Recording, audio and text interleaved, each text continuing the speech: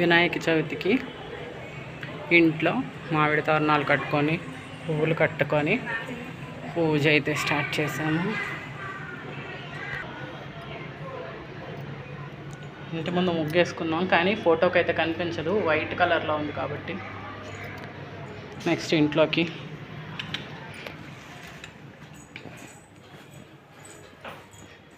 Books మాత్రం భలే పేర్ చేశారు మా వాళ్ళు.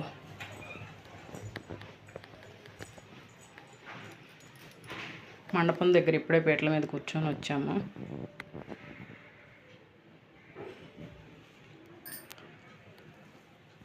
పొద్దున్నే ఇంట్లో పూజ అయిపోయింది. దేవుడి దగ్గర వినాయకుడికి కూడా ఇంట్లో పూజ చేసుకున్నాము. పూజ అయ్యింది. పువ్వులు, పండ్లు, ప్రసాదం, జాంకాయలు, అరటికాయలు, కుడుములు, పులిహార, పూర్ణాలు, శనగలు, గారెలు, పాయసం, వడపప్పు, కొబ్బరి చిప్పలు, యాపిల్స్, అదనమాట ఇవాళ మా స్పెషల్. పత్రి సమర్పించాము. అదిగోండి పూజ ఇలా జరిగింది ప్రశాంతంగా. ఇవాళ అయితే పూజ. ఇదిగోండి మా దేవుని మండపం.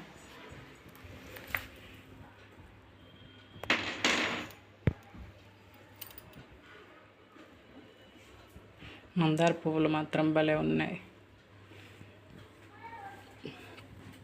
పువ్వులతో దేవుడి గదంతా బాగా అలంకరించుకున్నాం. ఇక్కడ మేము కుడుములు అయితే ఇలా అంటామండి, ఇక్కడ ఇలా అనరు, వేరే విధంగా అంటారు. దీన్నే కుడుములు అంటాం. ఉండ్రాళ్ళు అని వీటిని అంటాం. ఉండ్రాళ్ళు, వీటిని కుడుములు అంటాం. మేము కుడుములు ఇలా చేసుకుంటాము. సో ఇక్కడ చాలామంది కుడుములు అంటే ఏంటో కూడా తెలియదు అంటున్నారు. మాకు కృష్ణా డిస్ట్రిక్ట్ ఇలానే చేసుకుంటాం మేము కుడుముల్ని. అదండి సంగతి. మా మట్టి గణపయ్య, మా బొజ్జ గణపయ్య. పిల్లలు పుస్తకాలకి పూజ చేసుకున్నారు. పొద్దున్నే రిషిత అన్నిటికీ గంధం రాసి బొట్లు పెట్టుకున్నారు పుస్తకాలన్నీ.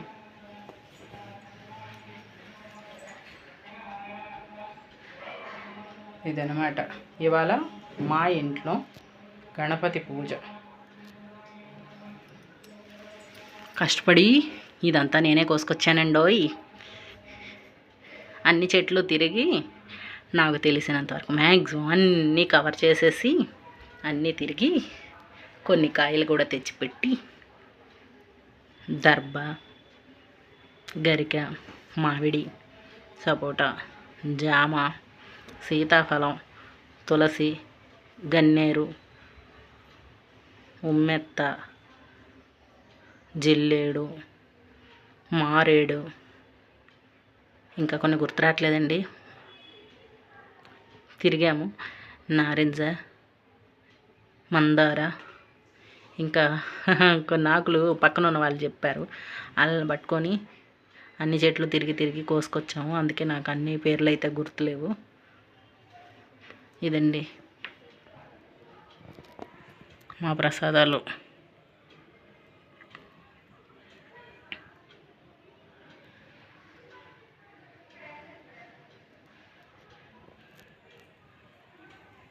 Okay friends, bye bye.